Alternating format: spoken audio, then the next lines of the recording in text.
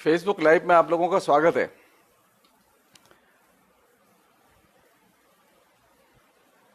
आज की बातचीत का हम लोगों ने विषय रखा है विवेकानंद, स्त्री और आधुनिक भारत। खासतौर पर विवेकानंद का जो स्त्री संबंधी दृष्टिकोण है उसकी कुछ जो महत्वपूर्ण बातें उनकी चर्चा मैं इस बातचीत में करूंगा। मैं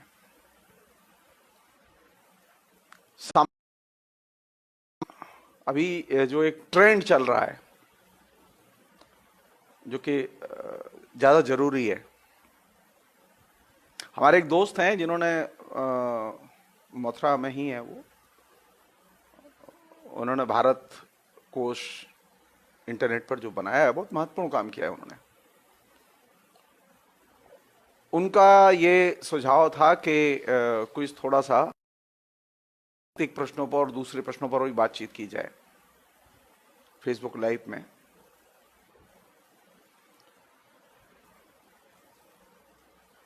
तो मुझे लगा ये कि विवेकानंद पर ही बात करते हैं, क्योंकि विवेकानंद के बारे में हमारी जो जानकारियां और समझ है वो बहुरंगी है, वो एक रंगी नहीं है। और पिछले 100 साल में जिस तरह की स्थितियां घटी हैं उसने विवेकानंद को और ज्यादा जो है दुर्लभ बनाया है।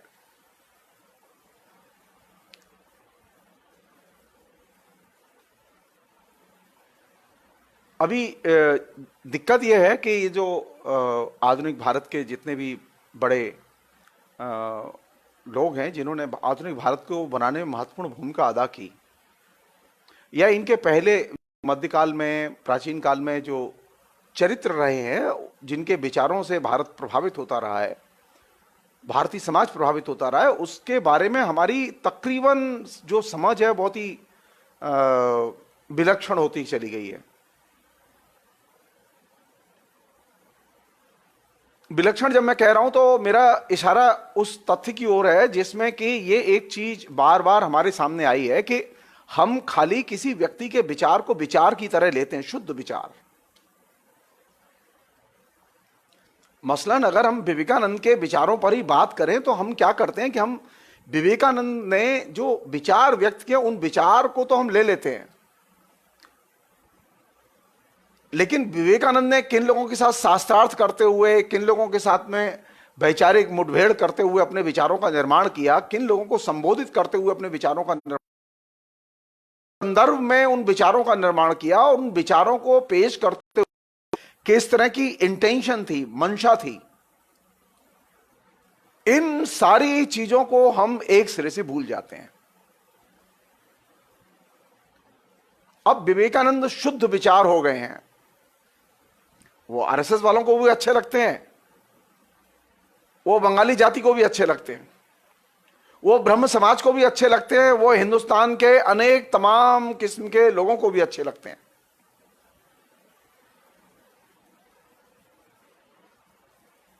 अच्छा, ये अच्छा लगना स्वाभाविक है, क्योंकि विवेकानंद का जो संदर्भ है और विवेकानंद के विचारों का जो संदर्भ है,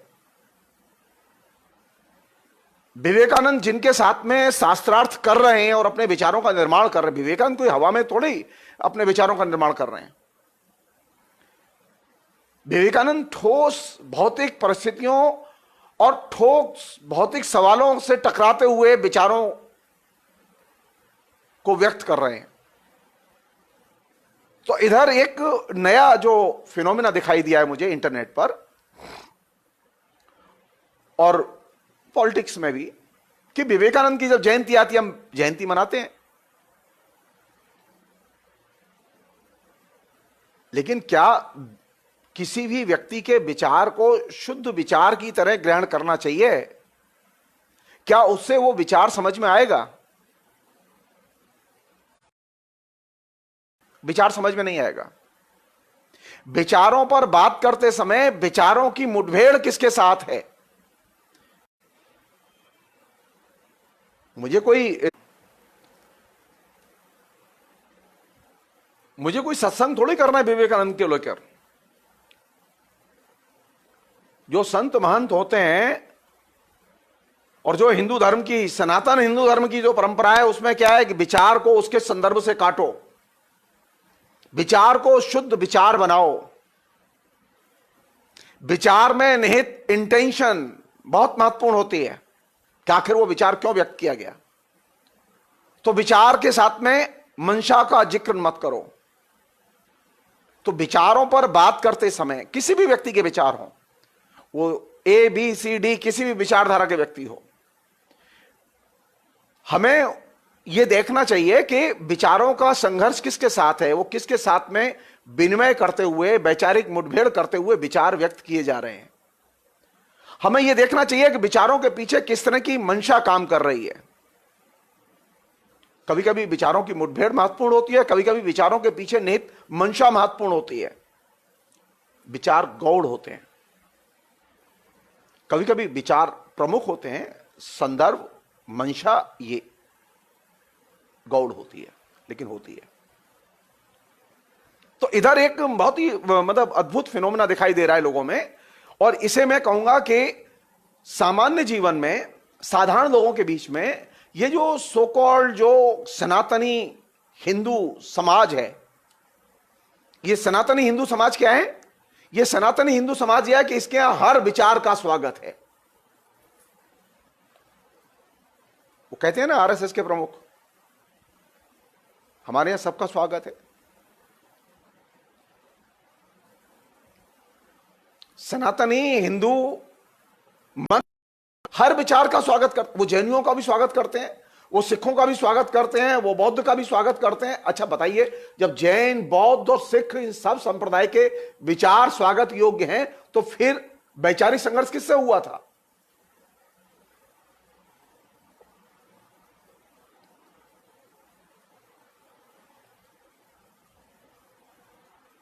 जब विवेकानंद और दयानंद सरस्वती के विचार स्वागत योग्य हैं, तो हमें यह जानना होगा कि विवेकानंद और दयानंद सरस्वती ने आखिर वैचारिक संघर्ष किनके खिलाफ चलाया था?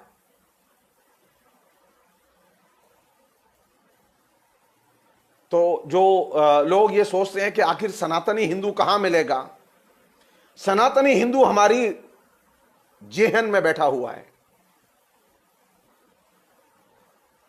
उस सनातनी हिंदू के पूरे मनोयोग, मनोदशा और उसकी जितनी भी वैचारिक सरणियां हैं, उनका निर्माण हमारे जेहन में उतार दिया गया। और उसकी पहली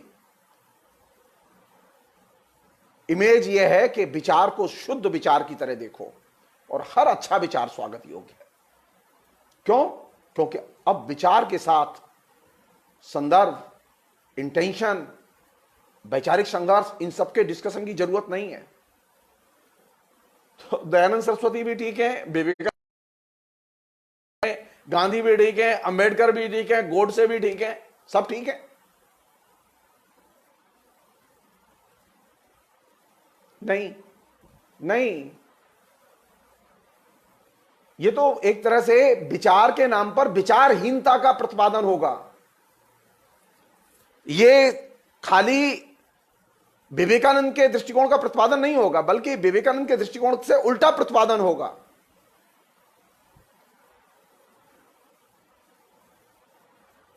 सनातन, के अवरव ने पूछा है सनातन का मतलब क्या है?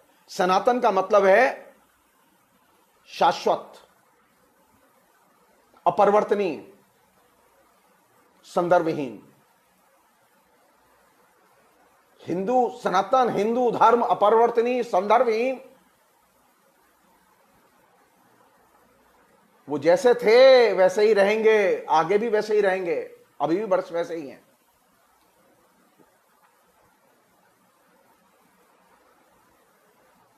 अगर आज से 2000 साल पहले सनातनी हिंदू इस रूप में थे कि वे जनेऊ पहनते थे, तो अभी भी जनेऊ पहनेंगे।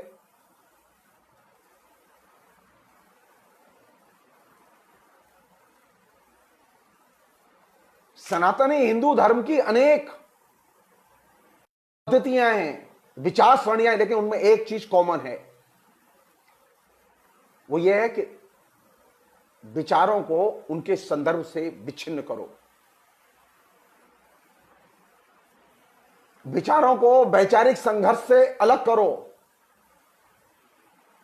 और यही वह चीज है कि इसने लगातार हर तरह के विचारों को जिन जो उनको हिंदू धर्म में, सनातन हिंदू धर्म में समाहित कर लिया।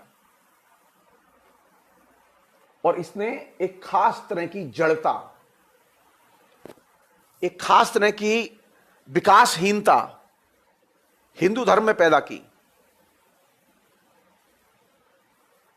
हिंदू धर्म सारी दुनिया के धर्मों में, सनातन हिंदू धर्म सारी दुनिया के हिंदू धर्मों में, जब मैं सनातन हिंदू धर्म कह रहा हूं तो सनातन हिंदू धर्म से मतलब मेरा यह वह धर्म नहीं है जिसकी की चर्चा विवेकानंद करते हैं।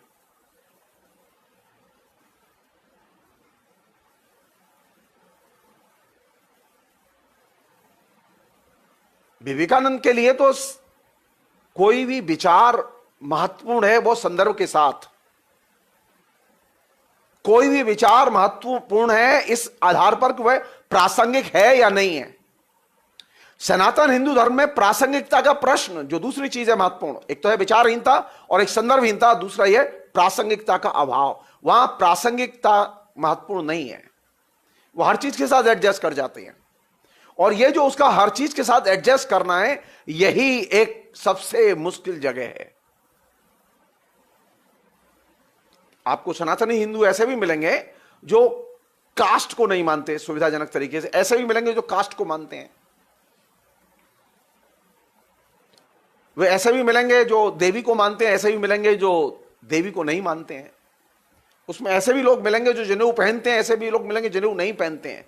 यानी एक सनातनी हिंदू धर्म जो है वो एक तरह से जिसे कहें कि सतगड्ढा है, जहां से जो मिले उसे शामिल कर लो और उसके संदर्भ से उसे काट दो। और इसने विचारों की एक अपंग दुनिया सनातन धर्म में इकट्ठी की है। इसीलिए मैंने कहा कि सनातन हिंदू धर्म में वैचारिक जड़ता बड़ी भयानक है, उसको आसानी से आप तोड़ नहीं सकते। और यही वजह थी कि जो हमारे हिंदू धर्म के अंदर जो रिफॉर्म के आंदोलन की शुरुआत हुई, ये नरेश जी पूछ रहे हैं कि सनातनता का जो ये आइडिया है कब प्रचलित हुआ। सनातनता का जो संबंध है वो हमारे रिफॉर्म मूवमेंट से कम है, बल्कि पोस्ट रिफॉर्म मूवमेंट से ज्यादा है। रिफॉर्म मूवमेंट के टाइम पर सनातन की व्याख्या, पुनर्व्याख्या सबसे ज्यादा हुई। दिक्कतें खड़ी हुई 20वीं शताब्दी में। सनातन हिंदू धर्म ने रिवाइव किया अपने को 20वीं शताब्दी में, जबकि हमारे यहां समाज सुधार आंदोलन की प्रक्रिया धीमी पड़ गई। इसलिए मैं सनातन हिंदू धर्म के जो आइडियाज हैं और इसका जो एक तरह से जिसे कहें कि सर्वसंग्रहवाद है, ये संदर्भहीनता, इस सर्वसंग्रहवाद और संदर्भहीनता को मैं एक नए किस्म के रिवाइवलिज्म के पैकेज के तौर पर देखता हूं।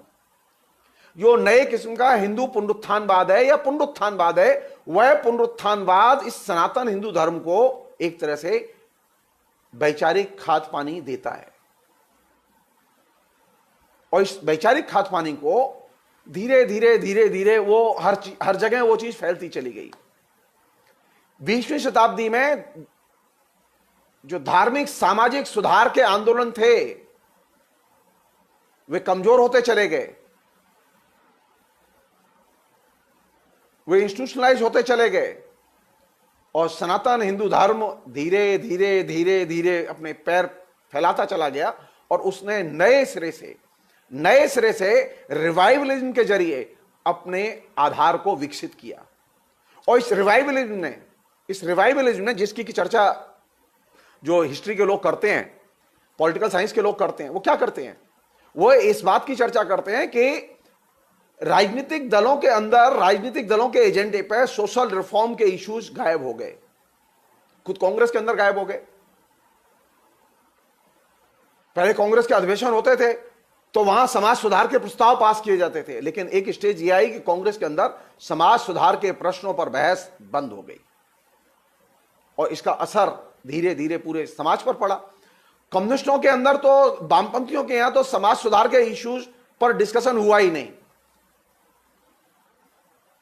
पूरे 20वीं शताब्दी में सोशल रिफॉर्म के मूवमेंट पर कोई भी ऐसा मसला वामपंथियों ने अपने एजेंडे पर, पॉलिटिकल अपनी हिस्ट्री में अपने सोशल रिफॉर्म का इश्यूज अपने एजेंडे पर शामिल ही नहीं किया।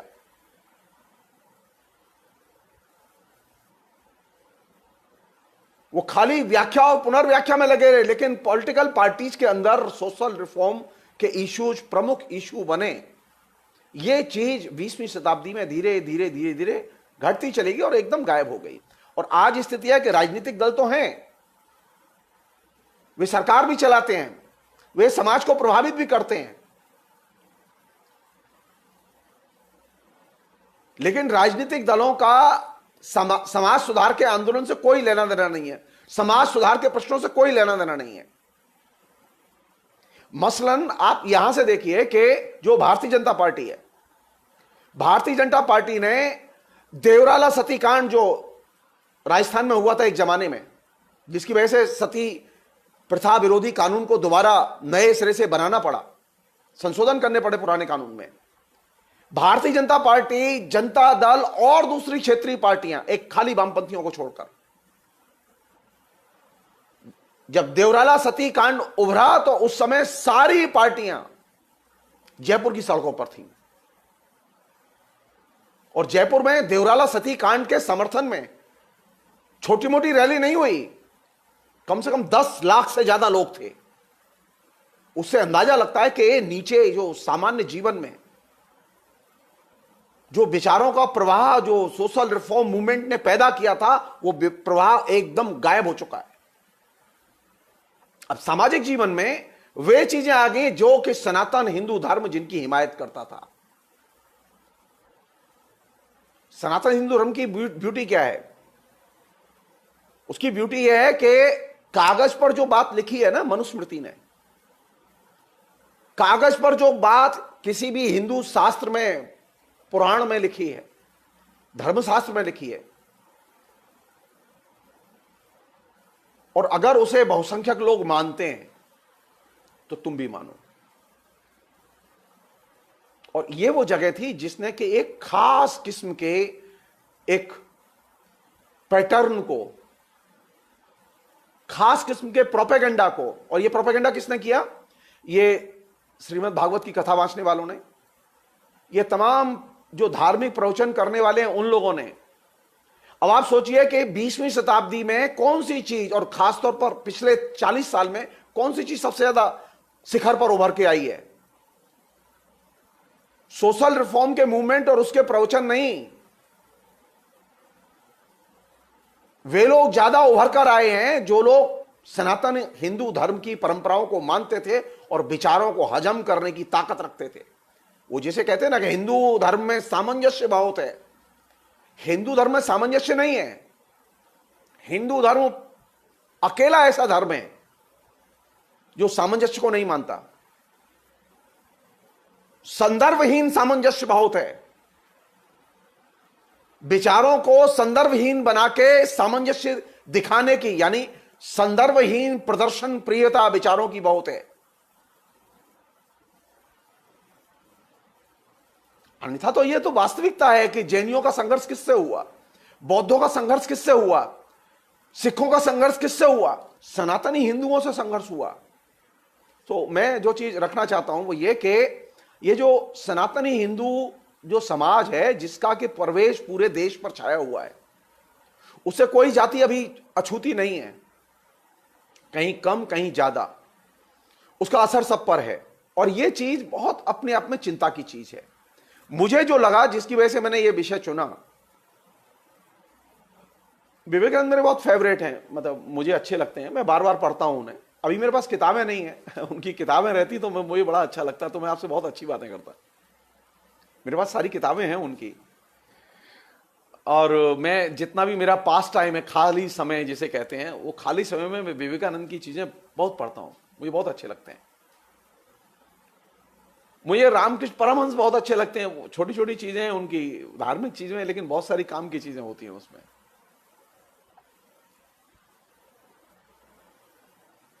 मेरे पूरे ट्रेडिशन में मैं शक्ति की परंपरा से अपने को जोड़ता हूं, मैं वैष्णव संप्रदाय की परंपरा से अपने को जोड़ता हूं।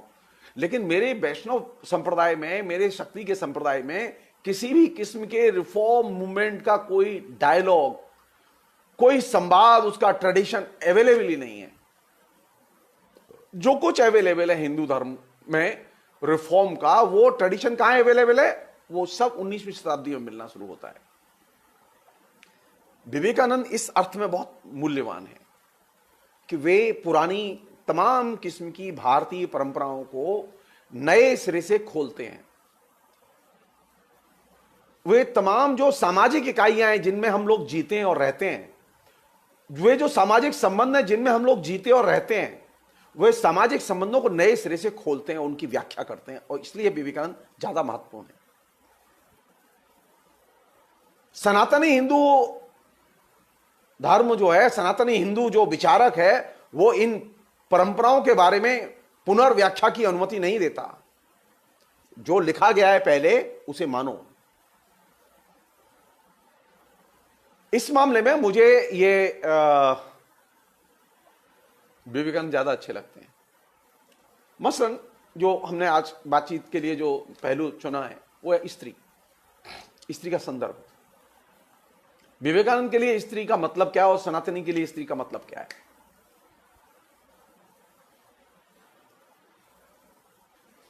जैसा कि मैं पहले भी एक बार कह चुका हूं और मैं फिर कह रहा हूं कि मैं कभी मौका लगेगा तो मैं बाकायदा करपात्री जी पर मैं डिटेल्स में बातें करूंगा मैं आपसे, क्योंकि वो सनातन हिंदू धर्म का वो बहुत बड़ा आइडियोलॉग है। मुझे संयोग से अपने छात्र जीवन में, अपने बचपन में, मुझे करपात्री जी महाराज के साथ में मिलने, बैठने, बात करने का मौका मिला। और यह मौका तब मिला जब मैं मार्क्सवादी नहीं था, मैंने मार्क्सवाद नहीं पढ़ा था। वो मेरे मंदिर पर आते थे और संयोग से मैंने उनका लिखा काफी पढ़ा है, पहले भी पढ़ा है। तो अगर मुझसे पूछा जाए कि सनातनी हिंदू धर्म को प्रचारित प्रसारित करने वाला जो आइडियोलॉजिकल मटेरियल है वो कहां फैला हुआ है, तो मैं ये कहूंगा कि ये जो कथावाचक हैं, ये जो नए किस्म के जो हिंदू धर्म के जो आइडियोलॉग हैं, वो राम किंकर हों या वो अक्षरधाम के प्रचारक हों या वो स्वामी करपात्री जी महाराज, यानी ये वैरायटी है जो कि पूरे देश में अलग अलग तरीके से फैली हुई है, लेकिन इसमें एक चीज कॉमन है।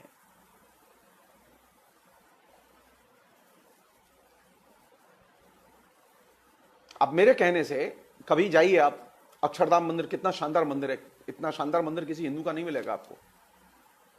लेकिन अक्षरधाम मंदिर के जो संस्थापक हैं, जो उनके आइडियोलॉग हैं, उनका लिखा पढ़िए आप, और खासतौर पर स्त्री का लिखा, स्त्री के बारे में लिखी हुई कहानियां पढ़िए, जो दंत कथा है। मैं एक दिन गया मैं वहां और 3-3.5 रुपया खर्च करके सारा साहित्य खरीद के लाया, और मैं, क्योंकि मेरी आदत है वो पढ़ने की, और मैं जानता हूं कि इसके फॉलोअर बहुत हैं।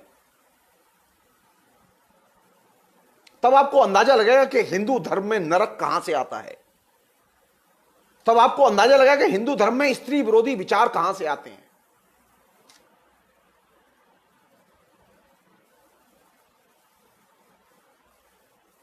हिंदू धर्म में जो एकदम जिसे कहें कि जड़ विचार, मनुष्यता विरोधी विचार जो आते हैं, वो इन तमाम स्रोतों से आ रहे हैं। ये जो नए जो धर्म के इंस्टीट्यूशंस बने हैं, ये नए जो धर्म के प्रचारक पैदा हुए हैं, जिसे कि हम लोग नव्य ब्राह्मणवाद कहते हैं। नव्य ब्राह्मणवाद ने एक नई किस्म की चुनौती पैदा की है और इसने पूरे देश को प्रभावित किया है। नरेश गोस्वामी जी ने एक सवाल पूछा है कि ये प्रगतिशील खेमे ने विवेकानंद से दूरी क्यों बनाई। उसका एक बड़ा कारण है, जैसा कि मैंने आपसे हल्का सा जिक्र किया, वो ये कि वामपंथी आंदोलन ने कभी भी रिफॉर्म के प्रश्न को अपने राजनीतिक एजेंडे का हिस्सा नहीं बनाया, और एक यांत्रिक समझ मार्क्सवाद की रही है वामपंथियों में वो यहां से देखते हैं कि आखिर वो किस वर्ग का है, जबकि विवेकानंद के जो भाई थे उनके परिवार में मार्क्सवाद का गहरा असर था।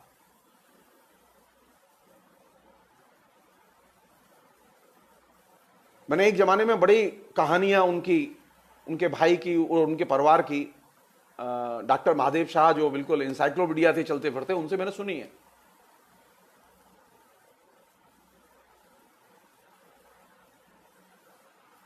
प्रगतिशील आंदोलन के लिए ये जो रिफॉर्म के जो आइडियोलॉग थे, ये बहुत बाद में इनके प्रति उन्होंने अपना एक सरोकार विकसित किया। लंबे समय तक प्रगतिशीलों ने रिफॉर्म मूवमेंट की उपेक्षा की और उसके जो योगदान है उसके साथ में रिलेट करने से इनकार किया। यह एक बहुत बड़ी बाधा है और यही वजह है कि वे अपने लिए कोई भारतीय ट्रेडिशन में जो एक श्रृंखला होती है, वैचारिक श्रृंखला, उसके साथ में अपने को रिलेट नहीं कर पाते।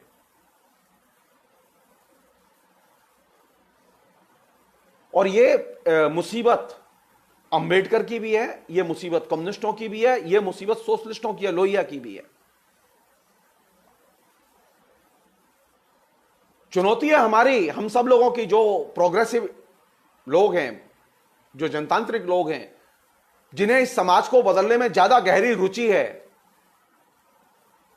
बचाए इसके कि हम अपनी विचारधारा की श्रेष्ठता सिद्ध करें, हमारी रुचि इसमें होनी चाहिए कि हम लगातार इस बात पर जोर दें कि जो रिफॉर्म मूवमेंट का जो सबसे उज्जवल पक्ष है वो सामने आए। तो रिफॉर्म मूवमेंट के उज्जवल पक्ष पर तो बात 1857 के संग्राम पर तो बात हुई है। प्रथम स्वाधीनता संग्राम जो 1857 का था, उस पर तो बात बहुत हुई है। उस पर कार्ल मार्क्स ने क्या क्या लिखा है, इस पर भी कम्युनिस्टों ने बहुत लिखा है। लेकिन 19वीं शताब्दी के रिफॉर्म मूवमेंट को लेकर प्रगतिशील खेमे में कोई बहस नहीं है, कोई बहस नहीं है।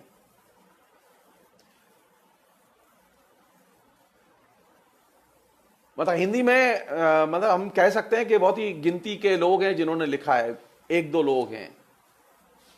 खाली रामविलास शर्मा ने अपनी एक पुस्तक में भारतीय साहित्य की भूमिका में राजा राममोहन राय पर लिखा उन्होंने एक विस्तृत। लेकिन उसके पहले आप प्रगतिशील आंदोलन के, प्रगतिशील लेखक संघ के सारे डॉक्यूमेंट्स उठा जाइए, वो कहीं पर भी इसके साथ में डायलॉग नहीं करते। तो ये प्रगतिशीलता की अपनी एक दिक्कत है कि वह समाज सुधार के एजेंडे को अपना एजेंडा अभी नहीं बना पाई है। मसलन मैं एक चीज कहना चाहता हूं, कम्युनिस्ट पार्टियों, जनवादी महिला समिति या महिला संगठनों की, जो कम्युनिस्ट पार्टी के संगठन है, उनकी ये जिम्मेदारी बनती है कि नहीं बनती है कि जगह जगह दहेज विरोधी सम्मेलन किए जाएं। अरे दहेज विरोधी, कहीं हत्या होती है तब आप आंदोलन करते हैं, लेकिन दहेज विरोधी चेतना को निर्मित करने के लिए आप कोई सम्मेलन तो नहीं करते, एक कंटिन्यूइंग प्रोसेस तो नहीं है। कभी कोई इवेंट घट गया, दुर्घटना घट गई, तब आप हस्तक्षेप करते हैं। नहीं, सोशल रिफॉर्म का मूवमेंट एक कंटिन्यूइंग प्रोसेस है। किसी भी कम्युनिस्ट पार्टी के अधिवेशन में, किसी भी कम्युनिस्ट पार्टी के अधिवेशन में, 20वीं शताब्दी में कांग्रेस के अधिवेशन में, खासतौर पर 1915 के बाद कांग्रेस के अधिवेशनों में भी समाज सुधार के बारे में जो अलग से अधिवेशन होते थे पहले कांग्रेस के अधिवेशनों में, उन पर कोई चर्चा नहीं होती। सोशलिस्टों की हमें कोई चर्चा नहीं होती। तो आखिर यह चर्चा होगी कहां? दहेज प्रथा समाज में है, लेकिन जनवादी लेखक संघ में कभी दहेज प्रथा को लेकर कोई एक सेशन, 2 घंटे 4 घंटे का सेशन मेरी नॉलेज में अभी तक नहीं है। प्रगतिशील लेखक संघ की तमाम जगह यूनिट्स हैं, लेकिन सोशल रिफॉर्म के इश्यूज पर कभी कोई एक पूरा सेशन, 1 दिन का, 2 दिन का, 4 घंटे का, 3 घंटे का डिवोट किया गया हो, मेरी नॉलेज में नहीं है, क्योंकि वह आप उसे फील ही नहीं करते। और जब तक आप फील नहीं करते, यह भी तय है कि आपके हाथ से ये 19वीं शताब्दी का जो लिंक है ये गायब रहेगा। और ये लिंक जब तक गायब रहेगा, आप तय मानिए हिंदुस्तान के रिफॉर्म मूवमेंट की आप स्पिरिट के साथ अपने को जोड़ नहीं पाएंगे। और यही वजह है कि हम सभी लोग इस बात से परेशान हैं कि अब प्रगतिशीलों में कहां तक रह गया, वो व्यक्तिगत प्रयासों तक सीमित रह गया है। वो एक सामाजिक फिनोमिना नहीं है, वो कम्युनिस्ट पार्टी का फिनोमिना नहीं है, वो जनवादी महिला समिति का फिनोमिना नहीं है, वो व्यक्तिगत प्रयासों तक सीमित है, बस दैट्स ऑल, जो कि एक उसकी सीमा है। और यही अगर मुझसे पूछें, यही सनातनी हिंदू विचारधारा की विजय है कि उसने जो सामाजिक सुधार का आंदोलन, सामाजिक आंदोलन था, परंपरा और मूल्यों को पुनर्परिभाषित करने की जो नई परंपरा 19वीं शताब्दी के सुधारकों ने पैदा की, उस परंपरा को आपने नीचे सामाजिक स्तर पर सस्पेंड कर दिया। और यही वो जगह है जहां से कि सनातनी हिंदू दाखिल होता है। और वो रिफॉर्म के भी लोगों को, जो कि सनातनी हिंदू धर्म को चुनौती देते हुए आए थे, उन तमाम नायकों को वह अपने यहां आत्मसात कर लेता है, हजम कर लेता है, एप्रोप्रिएट कर लेता है। और यह वो खतरनाक जगह है, खतरनाक जगह है। मसलन जो सबसे ज्यादा कास्टिस्ट है, जो सबसे ज्यादा कॉम्युनल है, उसका नायक कौन है? उसका नायक विवेकानंद। और यह सबसे ज्यादा खतरनाक है। और यह क्यों हुआ है? यह वही सनातनी हिंदू की पद्धति को आधार बनाने के कारण हुआ है कि संदर्भहीन बनाओ, विचारहीन बनाओ और विचारधारात्मक संघर्ष से मुक्त करो और सिर्फ शुद्ध विचार बनाओ। विवेकानंद अब क्या है? शुद्ध विचार हैं। जैसे गांधी को शुद्ध विचार बनाया गया, जैसे कांग्रेस ने नेहरू को शुद्ध विचार बनाया। ये जो शुद्ध विचार बनाने की जो पद्धति है, ये पद्धति विशुद्ध सनातनी हिंदू की पद्धति है। इसने कांग्रेस के अंदर नेहरू को अप्रासंगिक बनाया, इसने कांग्रेस के अंदर गांधी को अप्रासंगिक बनाया, इसने कम्युनिस्ट पार्टी के अंदर कम्युनिस्ट पार्टी के नेताओं को अप्रासंगिक बनाया। क्योंकि आपने विचार को सिर्फ विचार की तरह देखा। वैचारिक संघर्ष, उसके साथ जुड़ी हुई मंशाएं, उसके साथ सामाजिक आधार, उन तमाम प्रक्रियाओं की आपने अवहेलना की और सिर्फ शुद्ध विचार बना दी। तो शुद्ध विचार तो फिर शुद्ध विचार होगा। तो अब तो हिंदू धर्म में मार्क्सवाद भी मिलता है, हिंदू धर्म में समाजवाद भी मिलता है। कहां से इसकी शुरुआत हुई मैं नहीं जानता, लेकिन मोटे तौर पर जहां तक मैं सोच सकता हूं, वो 20वीं शताब्दी के दूसरे दशक से इसकी शुरुआत हुई। ये जिसे कहें कि विचारहीन संदर्भ का आना सनातनी हिंदू धर्म की बहुत बड़ी वैचारिक। इसीलिए हम बार बार कहते हैं, विचार को हमेशा संदर्भ के साथ पढ़ो, विचार को हमेशा उसकी मंशा के साथ देखो। कोई भी विचार हो, विचार को शुद्ध विचार के तौर पर न देखो। अब एक हम दूसरी चीज लेते हैं, जो स्त्री वाला प्रश्न है, जो कि थोड़ी देर में उस पर बात करूंगा मैं, जो कि ज्यादा जरूरी है। सनातनी हिंदू के लिए स्त्री कैसी है? कौन सी चीज जरूरी है स्त्री के लिए? अगर सनातनी हिंदू से बात करें और उससे पूछें कि भाई तुम्हें क्या चाहिए, तो एक स्त्री को क्या चाहिए? स्त्री की अंतिम अभिलाषा आकांक्षा क्या है? स्त्री की अंतिम अभिलाषा और आकांक्षा सनातनी हिंदू धर्म के मुताबिक एक अच्छा परिवार, सुखी परिवार। और एक और चीज, ज्यादा आगे गए, हम दो और हमारे दो, ये जितने भी प्रोपेगेंडा स्लोगन्स फैमिली प्लानिंग के तैयार हुए, ये सारे के सारे सनातनी हिंदू धर्म की मानसिकता को दिमाग में रख के तैयार हुए।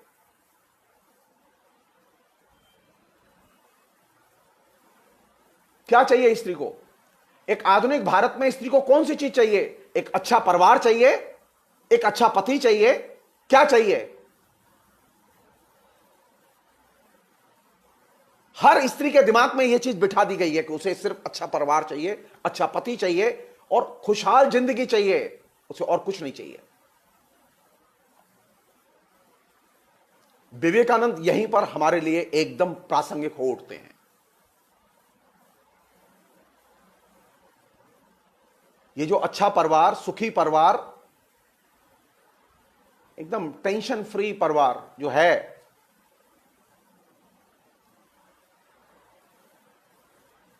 इसने स्त्री की दशा सुधारी है या बिगाड़ी है?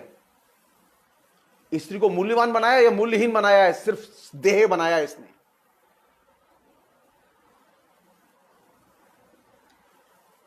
सनातनी हिंदू कभी भी स्त्री के स्त्रीत्व और स्त्री की जो अपनी पहचान है उसको वो रिकॉग्नाइज नहीं करता।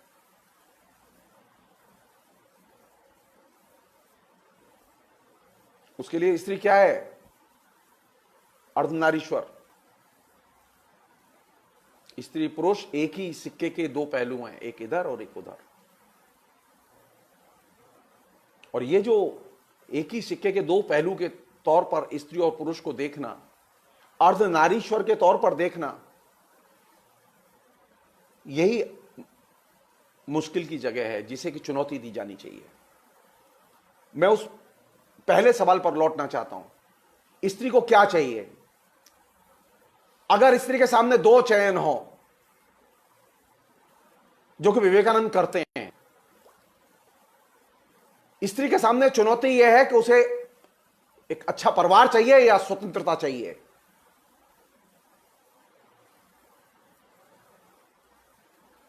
विवेकानंद कहते हैं कि स्त्री के लिए स्वतंत्रता अनिवार्य और बेहद जरूरी चीज है। हमने स्त्री की पहचान का आधार परिवार को बनाया, स्वतंत्रता को नहीं बनाया, और यही हमारी मुसीबत की जड़ है।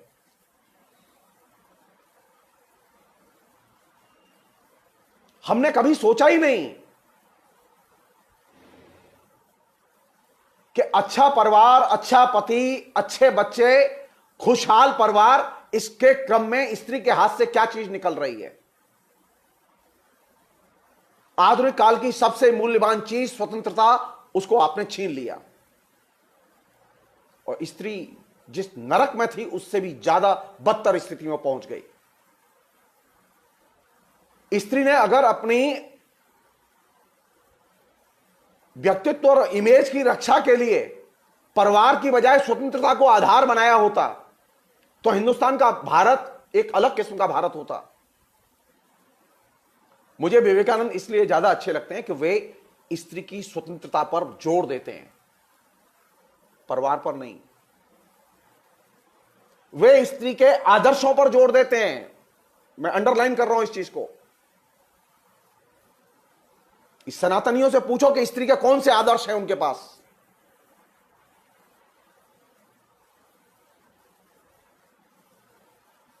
विवेकानंद के पूरे डिस्कोर्स की, उनकी पूरी व्याख्या की, उनके पूरे नए किस्म के मूल्यांकन की ब्यूटी यह है कि वे लगातार हिंदू धर्म के प्रतीकों के तहत ही पूरा का पूरा विमर्श तैयार करते हैं।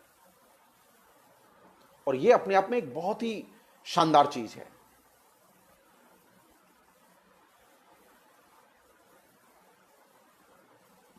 स्त्री का विकास कहां से होगा? स्त्री के विकास की नींव कहां से रखी जाएगी? स्वतंत्रता की ग्राउंड से। आप स्वतंत्रता के आधार पर ही स्त्री के व्यक्तित्व का विकास कर सकते हैं।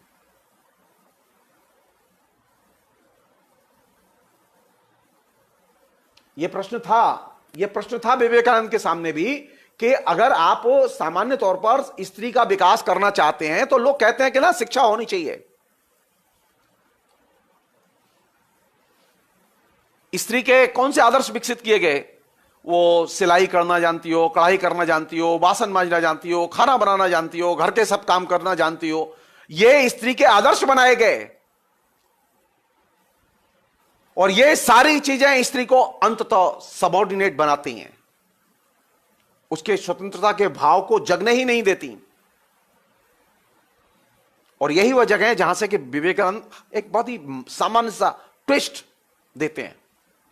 और वो कहते हैं कि पहली जरूरत क्या है? पहली जरूरत है स्त्री को स्वतंत्रता का भाव पैदा किया जाए उसके अंदर।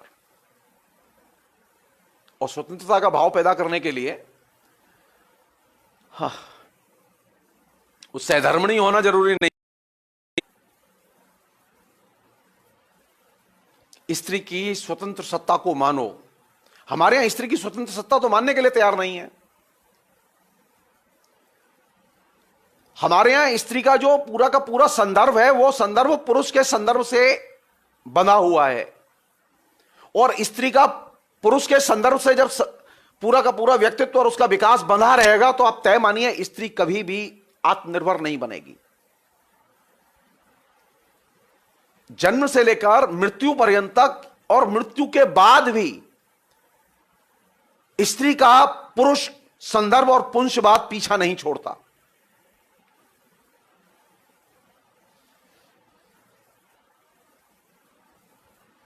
और ये जो स्त्री का ये जो चरित्र हमारे समाज ने बनाया, इस चरित्र ने बड़े पैमाने पर पूरे समाज में एक अपंगता पैदा की, एक अपाहिज भाव पैदा किया, एक पराश्रित भाव पैदा किया।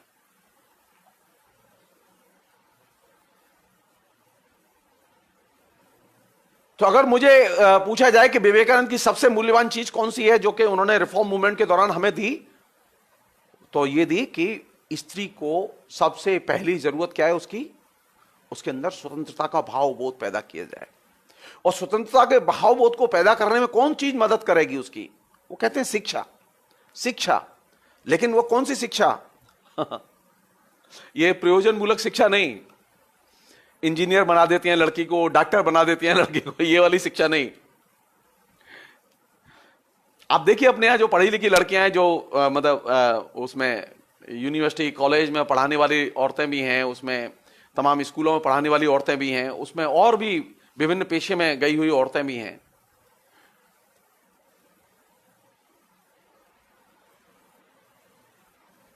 क्या स्त्री की शिक्षा वह होनी चाहिए जो उसे प्रयोजन मूलक जो एस्पेक्ट है जिंदगी के, जिसे कहेंगे नौकरी ओरिएंटेड एजुकेशन,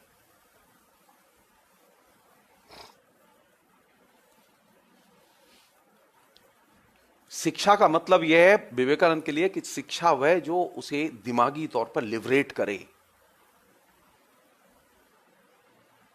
दिमागी तौर पर उसे ताकतवर बनाए,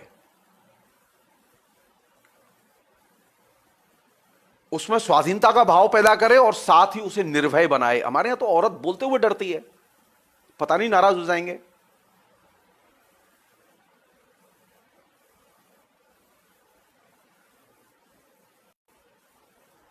वो चाहे यूनिवर्सिटी में पढ़ाने वाली औरत हो, चाहे वो कॉलेज में स्कूल में पढ़ाने वाली औरत हो, चाहे वो डॉक्टर हो, हर शिक्षित औरत के अंदर कूट कूट के ये चीज भर दी गई है। निर्भय भाव नहीं है उसके अंदर। वो पहले यहां से देखती है कि मैं जो बोलूंगी उसका फला पर क्या असर होगा, और इसके चलते वो नहीं बोलती।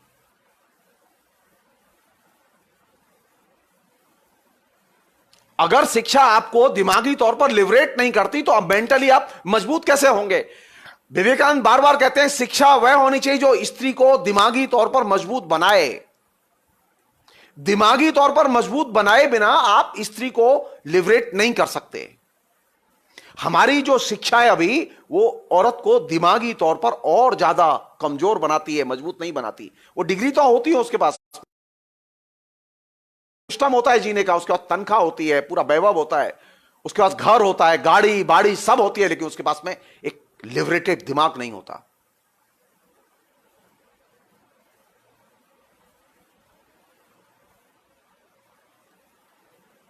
तो स्त्री शिक्षा का प्रश्न जो महत्वपूर्ण प्रश्न था उनके यहां, आज भी है।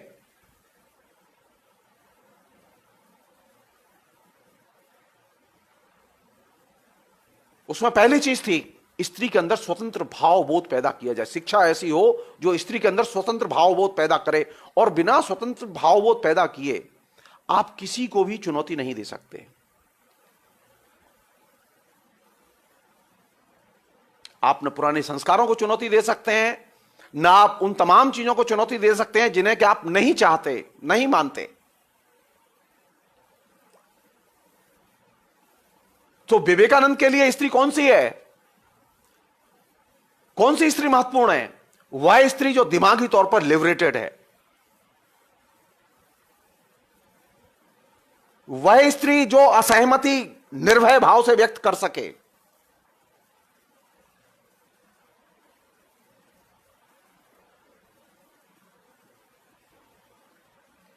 या बहुत ही सामान्य भाषा में कहें कि वह स्त्री जो अपने मन की कर सके। मसलन एक छोटा सा कोई उदाहरण लें हम और देखें फिर हिंदुस्तान कैसा बना है और कहां से बना है। मसलन अभी सिर्फ एक छोटी सी चीज हम देखें कि अगर आप डाटा उठाइए, सरकारी डाटा, जो फैमिली सर्वे आते हैं ना जो सरकार करती है, आप उसमें डाटा उठाइए, आप उसमें सिर्फ एक चीज देखने की कोशिश कीजिए कि ये जो स्त्रियां हैं, कितने परसेंटेज हमारे देश में अभी स्त्रियां ऐसी हैं जो कि बिना पति से पूछे खर्च करती हों। कमाने वाली औरत, बिना कमाने वाली की बात नहीं कर रहा हूं मैं।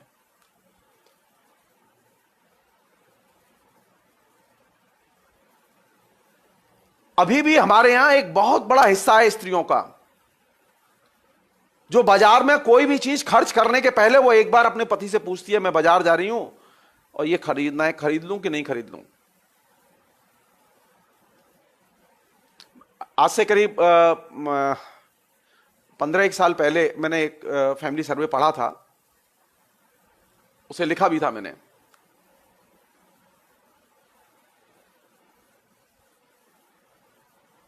स्त्री की स्वायत्तता कितनी है हमारे यहां? वह सामान्य सी घर की खरीदारी भी अपनी इच्छा से नहीं कर सकती। जो उसे जरूरी लगे, उसे अपने लिए कोई जरूरी लगे, वो खरीद ले जाके, कोई डिस्कशन की जरूरत नहीं है। ऐसी स्त्रियां कितनी हैं, कितने परसेंटेज हैं, इससे पता चलेगा कि हमारी शिक्षा ने उसे कितना लिबरेट किया है। वो छोड़ दीजिए, विचारों की चुनौती को छोड़ दीजिए आप थोड़ी देर के लिए। सिर्फ इतना देखिए कि वह बिना पति की परमिशन से ऐसी कितने परसेंटेज औरतें हैं जो सिनेमा देखने जा सकती हैं।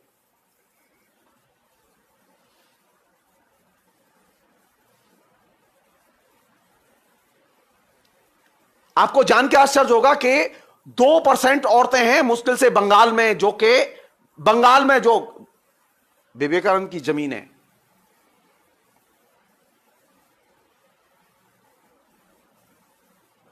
एक तो स्त्रियां नौकरी में कम हैं और अब तो और भी ज्यादा कम होंगी, और जो हैं उनकी स्थिति यह है कि वे कोई भी परचेजिंग का बड़ा निर्णय वो अपने पति से या पिता से पूछे बिना नहीं लेती।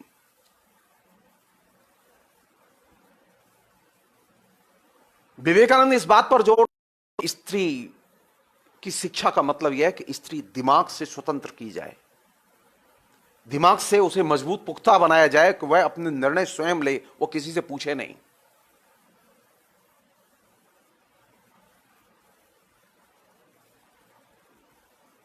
अंदाजा लग जाएगा कि अब ये सनातन जीत रहा है या रिफॉर्म वाले जीत रहे हैं। इसलिए मैं कह रहा हूं कि सनातन हिंदू जो है वो आपके जेहन में बैठा हुआ है।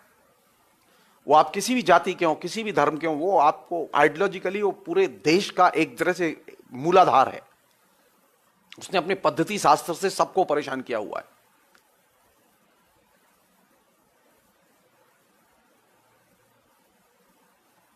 छोटे छोटे निर्णय जो स्त्री के जीवन के बहुत महत्वपूर्ण निर्णय होते हैं, जैसे एक लड़की ये अपनी इच्छा व्यक्त कर ही सकती है कि वो अभी शादी नहीं करेगी, और जब तक उसकी इच्छा नहीं होगी वो शादी नहीं करेगी।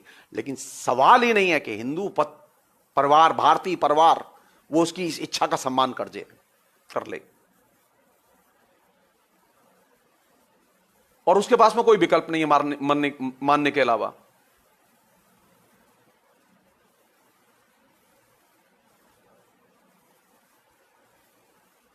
तो कहां लड़ाई है? लड़ाई है स्वतंत्र मन और आश्रित मन।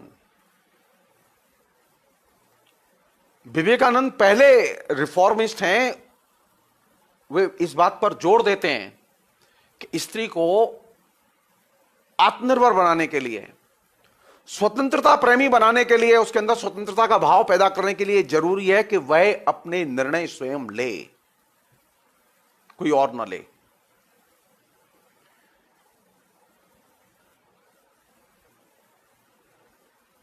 सवाल यह कि इसके ऊपर दबाव कहां से आते हैं, वो चीजें जाननी बेहद जरूरी है। उन्हें खोजा जाना चाहिए कि आखिर वे कौन सी चीजें हैं जो स्त्री को बार बार मजबूर करती हैं कि स्त्री लौटे और अपने निर्णय स्वयं न लेके किसी और से इंडोर्स कराए।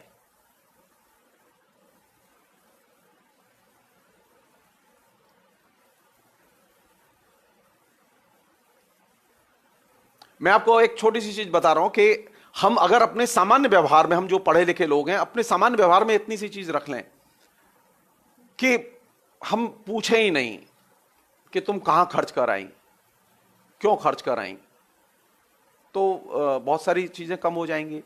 हम सिर्फ 2 सवाल ना पूछें लड़की से, कहां जा रही हो और कब आओगी, तो आप तय मान लीजिए बहुत सारी इल्लतें कम हो जाएंगी और लड़की को आत्मनिर्भर बनाने में आप मदद करेंगे। लेकिन मुसीबत यही है कि लड़की जो ही घर से निकलती है अपना बैग उठा के, तत्काल उसकी मां पूछती है कब आओगी और कहां जा रही हो, तो वो कहती है स्कूल जा रही हूं, कॉलेज जा रही हूं, कितने बजे आओगी, बोले 5 बजे आऊंगी। और 5 बजे जब वो नहीं आती है तब उसको फोन आने शुरू होते हैं, कहां हो।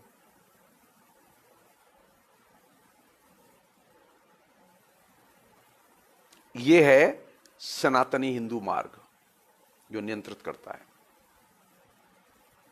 जरूरत किस बात की है? जरूरत इस बात की है इससे इसे लिबरेट किया जाए। स्त्री के बारे में बात करते समय, स्त्री से बात करते समय, स्त्री की मदद करते समय सिर्फ एक चीज का ध्यान रखा जाए, उस पर विश्वास करो। अगर उसे आप स्वावलंबी बनाना चाहते हैं, अगर आप उसे सचमुच में स्वतंत्रता प्रेमी बनाना चाहते हैं, तो आप उसे अपने हिसाब से निर्णय लेने दें।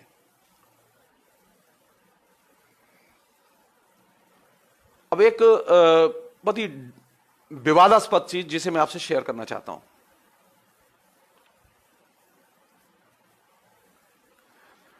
विवेकानंद का एक बहुत ही फेमस कोटेशन है जिसे मैं पहले रखूंगा आपके सामने। इसे आप थोड़ा सा जानते हैं सब लोग। उन्होंने अपने एक निबंध में लिखा है, कोड, 2 बड़े सामाजिक अनर्थ भारत की प्रगति में रोड़ा अटका रहे हैं।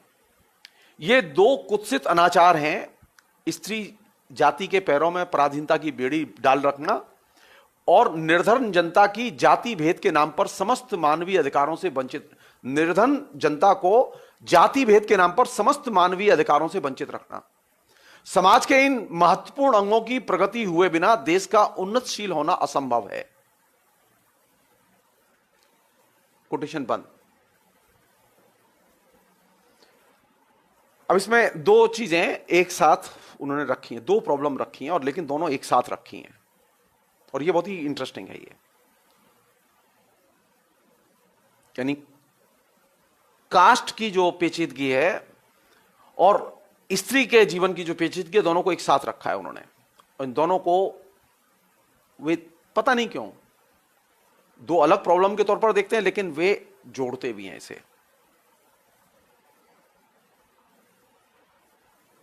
अब बताइए क्या करना चाहिए? विवेकानंद के विचार माने? वे लोग जो विवेकानंद की तस्वीर लगाते हैं, इमेज लगाते हैं, जाकर देखिए वो कास्ट को मानते हैं कि नहीं मानते।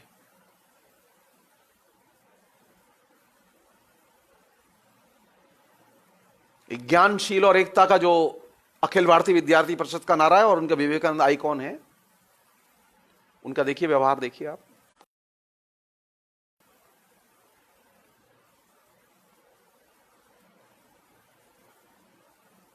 सारे विवेकानंद के जो तमाम किस्म के उच्च कोटि के विचार हैं, वो उन विचारों को बिल्कुल एकदम संदर्भहीन ढंग से, एकदम हलवा बना के वो ऐसे पेश करते हैं जैसे कि विवेकानंद उन्हीं के लिए सब कुछ लिख गए थे और कर गए थे।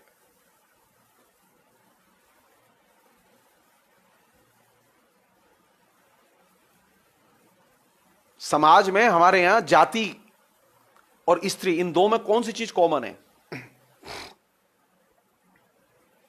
कौन सी चीज कॉमन है? एक ही चीज कॉमन है, वो है शरीर। पुरुष को भी स्त्री का खाली शरीर चाहिए जिससे वो अपनी सेवा शुश्रूषा करे और अपने घर में रहे और उसकी शोभा बढ़ाए। और इस समाज को भी जाति प्रथा के तौर पर उन तमाम जातियों का सिर्फ शरीर चाहिए, सेवा के लिए, उपभोग के लिए, जिन्हें हम लोग वंचित या गरीब जाति कहते हैं। तो ये कास्ट के और जेंडर के डिस्कोर्स को जब तक आप बॉडी के डिस्कोर्स से बाहर नहीं लाएंगे, इसे चुनौती नहीं देंगे,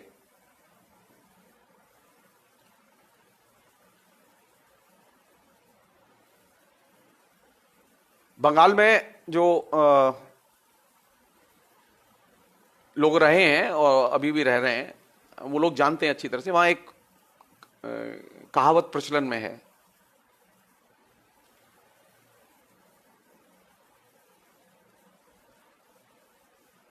कब तक काम करने वाली और काम वाली अच्छी लगती है।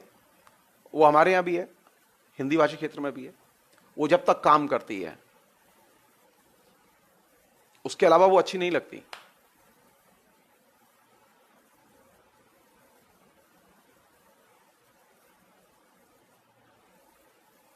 अगर वो काम न करे और वो आपकी फ्रेंड बनना चाहे, वो आपके साथ सोशलाइज करना चाहे, आपके साथ सामाजिक रिश्ता रखना चाहे, आप देखिए जरा, पता कीजिए कि कितने मध्य वर्ग के लोग हैं जिनके झोंपड़ी में रहने वाली औरतों के साथ में सामाजिक रिश्ते हैं। गिनती के लोग मिलेंगे।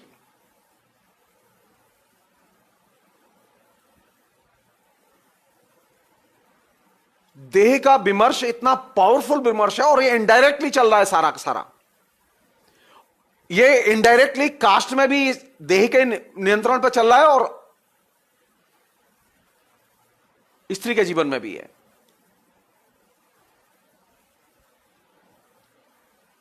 अगर इस देह के विमर्श को निकाल दो स्त्री के जीवन से, देह के विमर्श को अगर निकाल दो गरीब जनता के जीवन से, जाति टिकेगी? जाति प्रथा भर भरा के गिर जाएगी।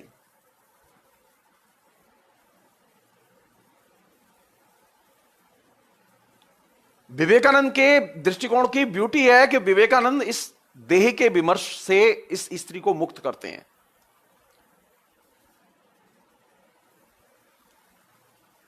और वे इस चीज को सामने लाते हैं कि सबसे महत्वपूर्ण कौन सी चीज है पराधीनता से मुक्त करने के लिए। इन दोनों यानी स्त्री और जाति, इन दोनों को मुक्त करने के लिए सबसे महत्वपूर्ण चीज है स्वतंत्रता, स्वतंत्रता और सिर्फ स्वतंत्रता।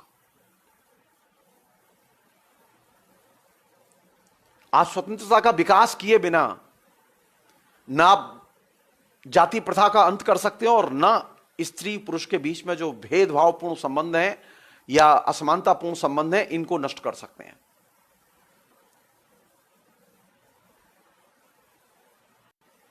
अब उन्होंने एक बहुत ही जिसे कहें कि उत्तेजनापूर्ण और बहुत ही महत्वपूर्ण बात कही है जिसे मैं शेयर करना चाहता हूं आपसे। और वो पता नहीं क्यों मेरे भी दिमाग में कभी नहीं आया, अचानक आज मैं जब देख रहा था उनकी कुछ चीजें तो वो चीज स्ट्राइक की। ये जो स्त्री पुरुष के बीच में जो स्त्री सबऑर्डिनेट बनी, इस स्त्री को स्त्री पुरुष के संबंध के बीच में जब स्त्री सबऑर्डिनेट बनी, उसमें वो एक सबसे महत्वपूर्ण चीज जो रेखांकित करते हैं वो ये कि बौद्ध धर्म के इंपैक्ट को वो रेखांकित करते हैं। विवेकानंद का कहना है कि बौद्ध धर्म के प्रभाव के कारण और बौद्ध धर्म के प्रसार के बाद बड़े पैमाने पर यह स्त्री अधिकारहीन होती चली गई। ये जो बौद्ध धर्म को एक लिबरेटेड धर्म के तौर पर जो लोग देखते हैं और खासतौर पर अंबेडकर ने देखा और दूसरे लोगों ने देखा, यह पहलू मेरे दिमाग में पहले कभी नहीं आया जो आज मेरे दिमाग में पहली बार स्ट्राइक किया। उनका कोटेशन है, बहुत ही इंटरेस्टिंग कोटेशन है। ये जो स्त्री पुरुष के संबंधों में स्त्री को हेय करके या छोटा करके देखने का जो भाव है, ये कैसे पैदा हुआ और कहां से इसकी शुरुआत हुई, इसके बारे में उन्होंने लिखा है। कोट, इस हीनता का प्रादुर्भाव बौद्ध धर्म के पतन काल में ही हुआ। कोई भी आंदोलन किसी एक नवीन विशेषता के कारण संसार में शीघ्र फैल जाता है, परंतु जब उसका पतन होता है तब उसकी यह अभिमानास्पद विशेषता ही उसकी दुर्बलता का प्रमुख कारण बन जाती है। पुरुष श्रेष्ठ भगवान बुद्ध अत्यंत संगठन कुशल थे और इसी कुशलता के कारण उन्होंने संसार को अपनी ओर आकर्षित कर लिया। उनका धर्म भिक्षुओं का धर्म था और इसी कारण एक स्वाभाविक कुपरिणाम यह हुआ कि प्रत्येक पीत वस्त्रधारी भिक्षु सम्मानास्पद हो गया।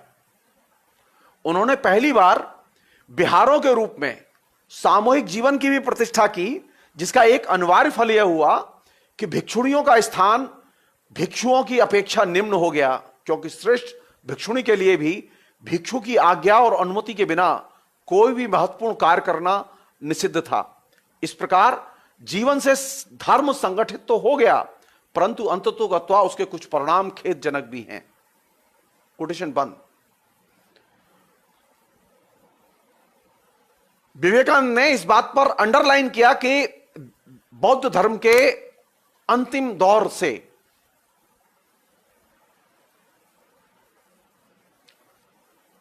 स्त्री की अधिकारहीनता की स्थिति का भारत में तेजी से विकास हुआ है, और यह बौद्ध धर्म के प्रभाव के कारण हुआ है, क्योंकि बौद्ध धर्म का इंटरनल जो मैकेनिज्म था, जो उसका सांगठनिक मैकेनिज्म था, उसमें स्त्री सेकंड ग्रेड सिटीजन थी।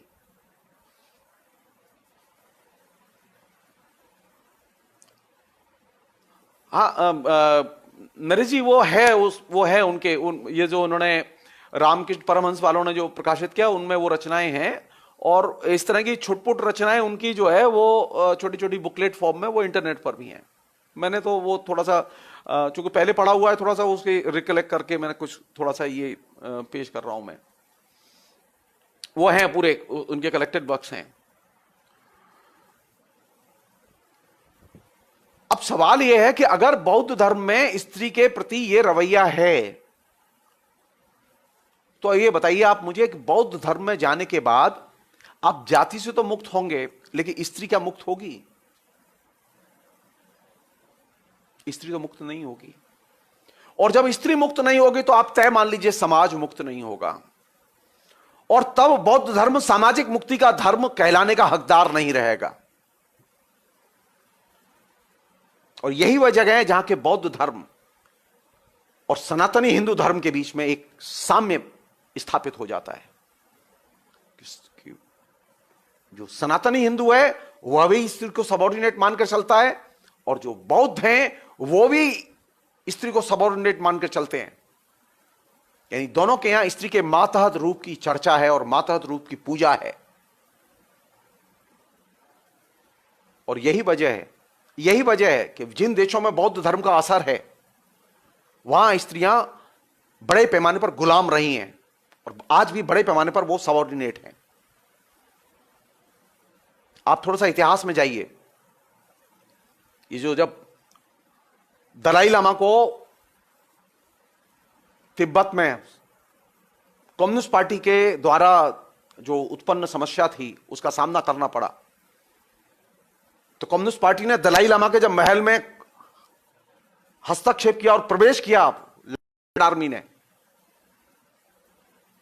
दलाई लामा जिस घर में रहते थे, महल में रहते थे, वो उसमें 1000 कमरे थे, और 1000 कमरे में सिर्फ गुलाम औरतें थीं जो उनके लिए खेतों में काम करती थीं और उनके बिहारों में काम करती थीं।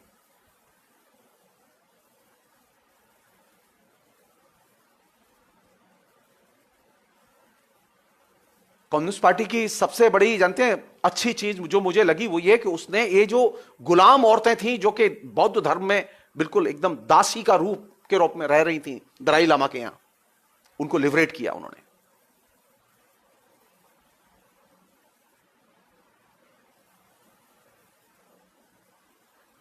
आप जाइए जो बौद्ध धर्म से प्रभावित देश हैं, जापान है सबसे ज्यादा प्रभावित।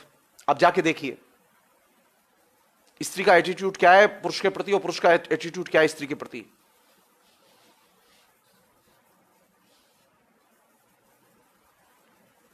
स्त्री कितनी लिबरेटेड है। आप उन तमाम देशों में जाइए जहां बौद्ध धर्म का असर है।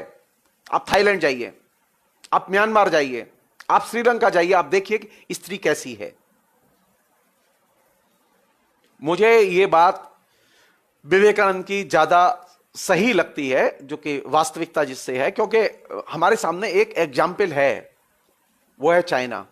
क्योंकि चाइना ने बाकायदा बौद्ध धर्म में सीरियसली हस्तक्षेप किया और बौद्ध धर्म से स्त्रियों को, हजारों स्त्रियों को मुक्त किया जो वहां एकदम गुलाम की तरह रहती थीं।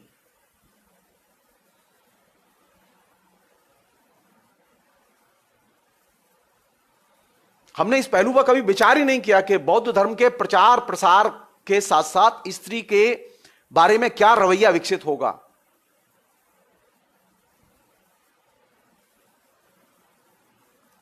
दिलचस्प है ये बात कि भीमराव अंबेडकर को कि भी ये पहलू नजर नहीं आया कि बौद्ध धर्म में जिसमें वो मुक्ति खोज रहे हैं, वे दलित जो वहां जाके मुक्ति खोज रहे हैं, जो बौद्ध धर्म की प्रशंसा लिखते हैं,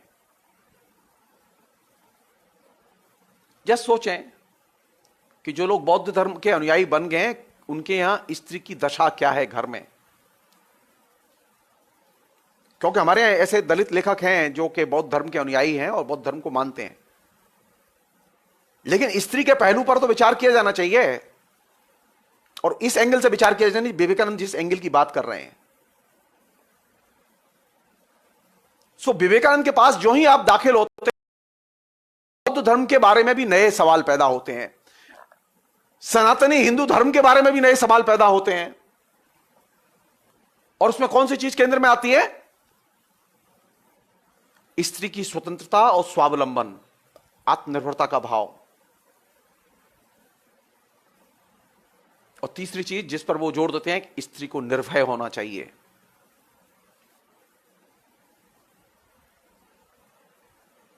अब एक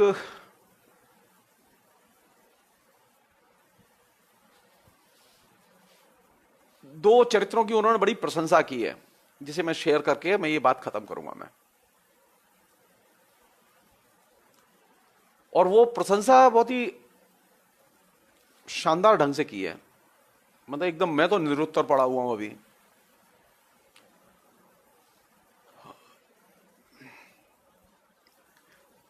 रामायण चूंकि अभी प्रचलन में है और हम लोगों की नजर में है और अभी देख के चुके हैं हम सब लोग,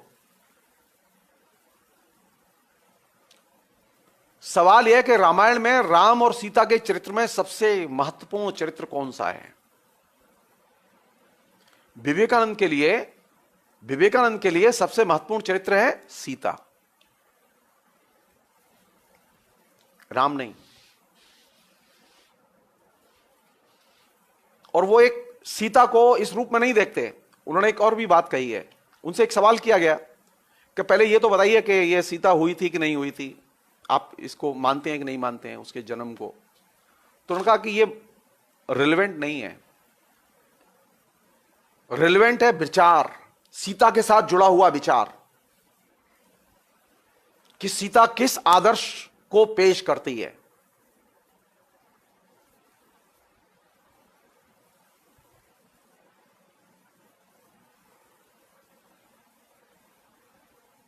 और ये बात जो उन्होंने कही है, उन्होंने सीता के चरित्र के साथ, उसके आदर्श विचार के साथ राष्ट्र के विचार को इंटीग्रेट किया है, जो कि बहुत ही अद्भुत चीज लगी मुझे।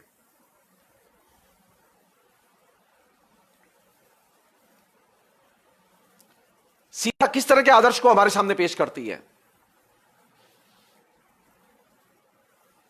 सीता का आदर्श है सहनशीलता।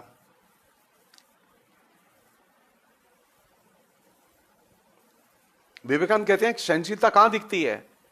जहां आपको दुखों का सामना करना पड़ता है वहां आपको सहनशीलता की जरूरत पड़ती है, और वहां सहनशीलता की परीक्षा होती है।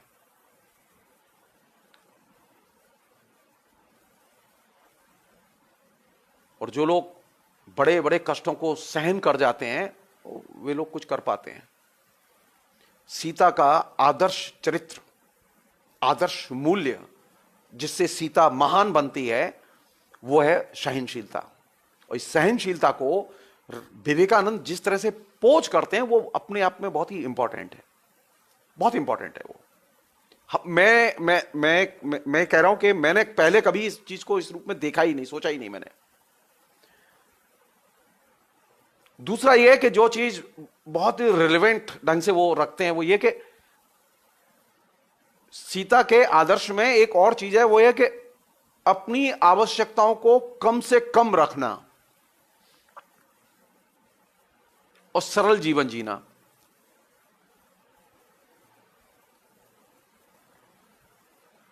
वो कहते हैं कोट, आज सीता जी के आदर्श के सदृश ऐसी कोई अन्य पौराणिक कथा नहीं है जिसे राष्ट्र ने इतना आत्मसात कर लिया हो, जो उसके जीवन के साथ इतनी एकाकार हो गई हो और उसके जातीय रक्त में इस प्रकार घुल मिल गई हो। भारत में सीता माता का नाम पवित्रता, साधुता और विशुद्ध जीवन का प्रतीक है। वह स्त्री के अखिल गुणों का जीवित जागृत आदर्श है। आगे कहते हैं वो, भगवती सीता जी को पद पद पर यातनाएं और कष्ट प्राप्त होते हैं, परंतु उनके श्रीमुख से भगवान राम एक भी कठोर शब्द नहीं निकलता। सब विपत्तियों और कष्टों का वे कर्तव्य बुद्धि से स्वागत करती हैं और उसे भली भांति निभाती हैं। उन्हें भयंकर अन्याय पूर्वक वन में निर्वासित कर दिया जाता है, परंतु उसके कारण उनके हृदय में कटुता का लेश मात्र भी अनुभूति नहीं होती, और यही सच्चा भारतीय आदर्श है। अनकोट। हमारी स्थिति है कि हम तो सामान्य से कष्टों में ही अभी तिलमिलाने लगते हैं और अटैक करने लगते हैं।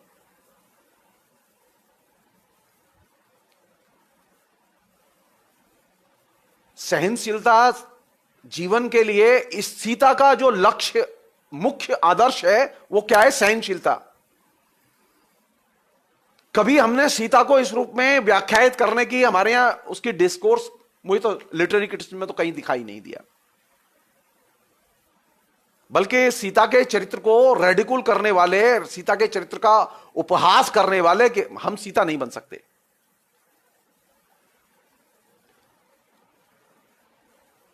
विवेकानंद ने महात्मा बुद्ध को कोट किया है उसमें अपने वक्तव्य में।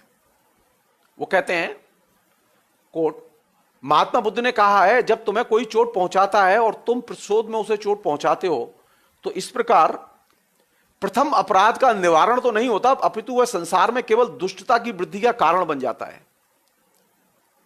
सीता जी भारतीय स्वभाव की यथार्थ प्रतीक थीं। उन्हें चोट पहुंचाई गई, चोट या कष्ट के प्रत्युत्तर में उन्होंने किसी दूसरे को कष्ट नहीं दिया।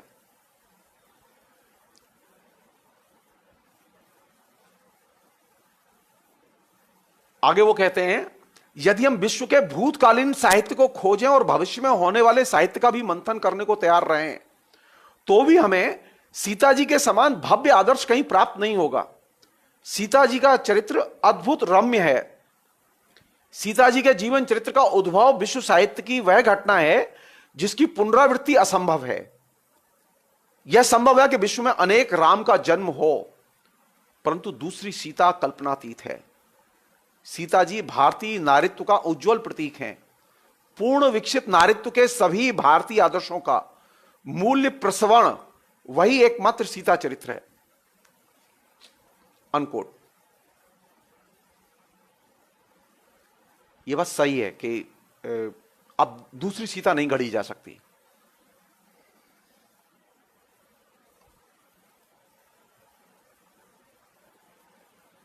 और जो सबसे इंपॉर्टेंट चीज बात उन्होंने कही, भारत को कहते हैं सहनशील देश है। विवेकानंद पहले व्यक्ति थे जिन्होंने कहा था सीता राष्ट्र का प्राण है। मैं रिपीट कर रहा हूं इस बात को, विवेकानंद पहले व्यक्ति थे जिन्होंने कहा कि सीता राष्ट्र का प्राण है। इसीलिए भारत सहनशील देश माना जाता है। लेकिन अब आप सीता पे बात नहीं कर रहे। सीता के दुखों पर भी बात नहीं कर रहे। आपके लिए तो राम महत्वपूर्ण है, राम के आदर्श महत्वपूर्ण है। एक अन्य चरित्र जिसकी वो चर्चा करते हैं और बड़े श्रद्धा के साथ चर्चा करते हैं, वो है सावित्री। वो प्रसिद्ध सत्यवान सावित्री वाला जो प्रसंग है, और उसकी वो जो डिटेल्स में चर्चा करते हैं, उस पर बहुत ज्यादा बोलते हैं वो। उसमें जो सबसे इंपॉर्टेंट चीज जिसे वो अंडरलाइन करते हैं, वो ये है कि प्रेम बहुत ताकतवर चीज है, वो मृत्यु पर भी विजय प्राप्त कर सकती है। सत्यवान सावित्री के आख्यान को, यानी सावित्री को वो केंद्र में लाते हैं, वो सीता को केंद्र में लाते हैं, और वो अहिल्या को केंद्र में लाते हैं, वो लीलावती को भी केंद्र में लाते हैं, वो और भी स्त्री महिलाओं का जिक्र करते हैं। कहने का मतलब यह है कि अगर हिंदुस्तान में अगर स्त्री के सशक्तिकरण के, फेमिनिज्म के, अगर भारतीय मॉडल को बनाना होगा, तो आपको देशज चरित्रों की नए सिरे से परिभाषा और नए सिरे से व्याख्याएं करनी होंगी। देशज जो स्त्री चरित्र है उन्हें खोजना होगा। विवेकानंद ने अपने तरीके से यह काम किया, उन्होंने सीता और सावित्री को केंद्र में रखा, जिस सीता और सावित्री को हम लोग केंद्र में रखने के लिए तैयार नहीं है। सावित्री की ब्यूटी है, यमराज से अपने पति को बचा लाती है, और किस कारण बचा लाती है? प्रेम के कारण।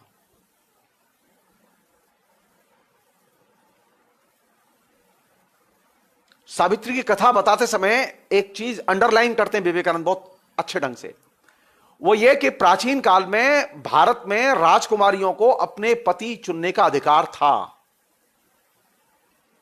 वो स्वतंत्र हुआ करती थी। सावित्री के पिता ने सावित्री को यह कहा था कि तुम जाओ अपने लिए योग्य राजकुमार चुन लो, तो वो अपने साथ में कुछ लोगों को लेकर निकली और पूरा देश घूमी, वो जगह जगह गई, राजकुमारों से मिली और उसे कोई राजकुमार पसंद नहीं आया। अंत में उसे जंगल में वो एक जगह रुकी, और एक ऐसी जगह रुकी जहां जिस आश्रम में रुकी वो आश्रम एक हारे हुए राजा का आश्रम था। वो जंगल में अपना जीवन यापन कर रहे थे, उनके पास कुछ था नहीं। उस राजा का लड़के का नाम था सत्यवान, उसके पास कोई संपदा नहीं थी। सावित्री को सत्यवान पसंद आ गए और वो लौट आई, और लौट आई तो उसने फिर अपने पिता ने पूछा कि तुम देश घूम के आई, तुम्हें कोई मिला लड़का? तो पिता ने सावित्री ने कहा कि हाँ एक लड़का मिला है, लेकिन दिक्कत यह है कि वो एक हारे हुए राजा का लड़का है, उसके पास कोई संपत्ति नहीं है, और वो आश्रम बना के जंगल में रहते हैं, तपस्याएं और व्रत करते रहते हैं, उनके पास कुछ है नहीं, तो उनका लड़का मुझे पसंद आ गया है। तो सावित्री के पिता के पास में उस समय देवर्षि नारद बैठे हुए थे, तो वो देवर्षि नारद से पूछते हैं कि ये ऐसे एक लड़का खोज के लाई है, कुछ आप जानते हैं उस लड़के के बारे में तो बताइए।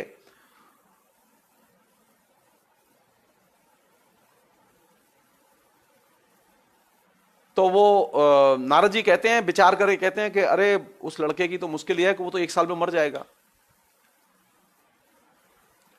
तो सावित्री कहती है ठीक है मर जाएगा, कोई दिक्कत नहीं है, शादी उसी से होगी। लेकिन वो सिर्फ नारद जी से उसकी मृत्यु की तिथि जान लेती है, वो शादी उसी से करती है। अपने पिता का राज वैभव छोड़ के जंगल में चली जाती है, जंगल में रहती है, और जंगल में जाके वो जैसे वो लोग अपने अभाव में गरीबी में रह रहे थे, व्रत उपवास करते थे, वैसे ही रहती है। और सिर्फ उसकी मृत्यु के 3 दिन पहले से वो व्रत उपवास शुरू करती है, क्योंकि उसे मालूम है कि आखिरी दिन उसके पति को मरना है और यमराज आएंगे,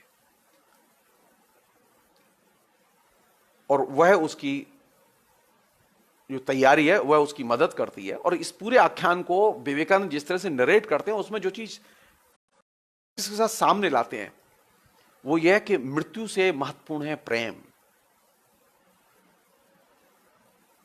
और प्रेम के आगे मृत्यु हारती है। नरेश जी ने एक सवाल पूछा है, बहुत ही इंटरेस्टिंग है ये, कि विवेकानंद ने सीता को स्त्रीत्व का शुद्ध विचार नहीं बना दिया। वो एसेंशियलिज्म है उनके यहां, लेकिन उस एसेंशियलिज्म का एक संदर्भ है, वो है नेशन। नेशन के आधार के तौर पर स्त्री को लाना अपने आप में एक बहुत बड़ी चीज है। जब आप कहते हैं कि भारत एक सहनशील राष्ट्र है, तो सहनशीलता का आदर्श कौन है? तो उनके सामने एक सीता है, और इस लिहाज से वो देखेंगे तो आप वहां एक खास तरह से एसेंशियलिज्म से निकलने की कोशिश भी है कि नेशन के साथ में सीता को जोड़ते हैं। नेशन के साथ में सीता को तुलसीदास नहीं जोड़ते, वाल्मीकि नहीं जोड़ते, और कोई लोग नहीं जोड़ते, इवन राम किंकर भी नहीं जोड़ते, मुरारी बापू भी नहीं जोड़ते।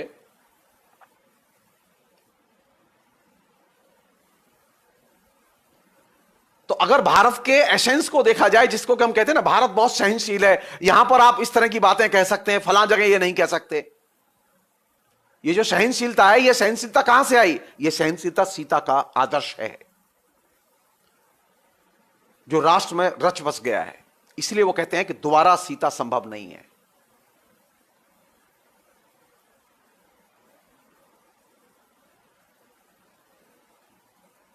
और एक और मतलब थियोरेटिकली है कि 19वीं शताब्दी में ही नहीं, बाकी भी अभी भी स्त्री पर बात करते समय एसेंशियलिज्म रहेगा।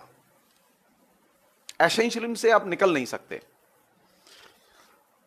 एसेंशियलिज्म के बिना बात नहीं हो सकती स्त्री पर, क्योंकि स्त्रीत्व एक बहुत इंपॉर्टेंट एलिमेंट है, वो बिना एसेंशियलिज्म के बनता नहीं है।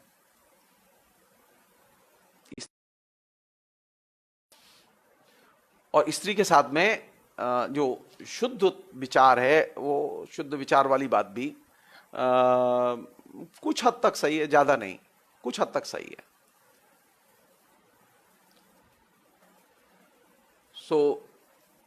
बुनियादी चीज कौन सी है जो कि मुझे अच्छी लगती है विवेकानंद की, जिसमें कि परंपराओं की व्याख्या करते समय उनसे असहमत होना। परंपरा की व्याख्या करते समय जो नए समाज की जो प्रासंगिक चीजें, उन्हें केंद्र में लाने की कोशिश करना। कहां मिलेंगे विवेकानंद? हाँ, ये नरेश जी सही कह रहे हैं। वो विलक्षण बात तो है ही, एसेंशियलिज्म रहेगा। एसेंशियलिज्म के बिना स्त्रीत्व पर बात संभव नहीं है, ये एक विलक्षणता है और वो रहेगी। कभी कभी ये उसे अब हम लोग कुछ कर नहीं सकते, वो अपरिहार्य है।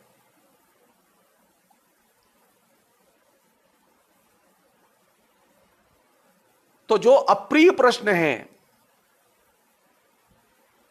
जिन्हें सुनकर हमारे कान कष्ट पाते हैं, उन अप्रिय प्रश्नों को कैसे उठाया जाए, जो समाज के सबसे जरूरी प्रश्न, उन्हें कैसे उठाया जाए, वह पद्धति हमें विवेकानंद से सीखनी होगी। विवेकानंद इसके लिए धर्म का सहारा लेते हैं। वे तमाम अप्रिय प्रश्नों को उठाते हैं, लेकिन धर्म के जरिए। जहां जरूरत होती है वो धर्म के बाहर भी जाते हैं, लेकिन धर्म को एक एसेंशियल एलिमेंट बनाते हैं। क्योंकि हिंदुस्तान में तमाम किस्म के सामाजिक परिवर्तन की लड़ाई, वैचारिक परिवर्तन की लड़ाई धर्म के अंदर बहस चलाकर ही संपन्न की जा सकती है। आप धर्म के अंदर बहस नहीं चलाएंगे, बाहर बहस चलाएंगे, तो आपका टेंट बाहर लगा रहेगा। धर्म के अंदर जो जनता है, और वह 130 करोड़ जनता है जो धर्म को मानती है, इसलिए धर्म के प्रति अस्वीकार का भाव, धर्म को खारिज करने का भाव, वो भारत के लिए, भारत के विकास के लिए रिलेवेंट नहीं है। आप निजी तौर पर धर्म को न माने वहां तक तो सही है, आप निजी तौर पर नास्तिक हो वहां तक सही है, लेकिन अगर आप सामाजिक तौर पर समाज बदलना चाहते हैं, स्त्री पुरुष के संबंधों को बदलना चाहते हैं, तो आपको धर्म के अंदर दाखिल होना होगा। और उसमें सनातन धर्म की जो विचार सरणियां हैं, इनसे हर धर्म प्रभावित हो रहा है। 20वीं शताब्दी में इस्लाम भी प्रभावित हो रहा है, ईसाईयत भी प्रभावित हो रही है। उन विचार सरणियों को खोलना होगा। बिना खोले आप इसे अपदस्थ नहीं कर सकते। इसलिए ये जो विवेकानंद की जो जरिए वैचारिक मुठभेड़ करने की जो पद्धति है, ये मुझे अच्छी लगती है, और मुझे लगता है कि ये अभी भी रिलेवेंट है। इसका इस्तेमाल किया जाना चाहिए विमर्श में। जनता के दिल को जीतने के लिए इसका इस्तेमाल किया जाना चाहिए। सोशल रिफॉर्म के प्रश्न अभी भी रिलेवेंट प्रश्न हैं। हमारे जो पुराने धार्मिक पौराणिक प्रतीक हैं, उनके अंदर निहित विचारों की खोज करके उनकी नई व्याख्या तैयार की जानी चाहिए। और यही काम धार्मिक सुधार के आंदोलनों ने किया था। हमने ये काम बंद कर दिया अपने लिए। हमने ये मान लिया है कि अब ये हमारे लिए जरूरत नहीं है, अब ये हमारी खाली एक एंटरटेनमेंट की, हमारे धार्मिक जो उपदेश है उसकी परंपरा का हिस्सा है। नहीं, वो उसने आपके अंदर एक बहुत सारी जगह बनाई हुई हैं और बहुत सारी रूढ़ियां बनाई हुई हैं। उससे निकलने के लिए उसे खोलना बेहद जरूरी है। पुराने विचार को, पुराने प्रतीकों को, पुराने आख्यानों को जब तक आप खोलेंगे नहीं, उनकी नई व्याख्या निर्मित नहीं होगी। और नई व्याख्या नई इंटेंशन के साथ निर्मित होती है। पुरानी इंटेंशन के साथ में नई व्याख्या नहीं बन सकती। नई व्याख्या के लिए नई मंशा की जरूरत है, तभी आप एक नया समाज बनाते हैं। और यही चीज ऐसी है जिसने कि विवेकानंद को विवेकानंद बनाया। बहुत बहुत शुक्रिया, थैंक यू।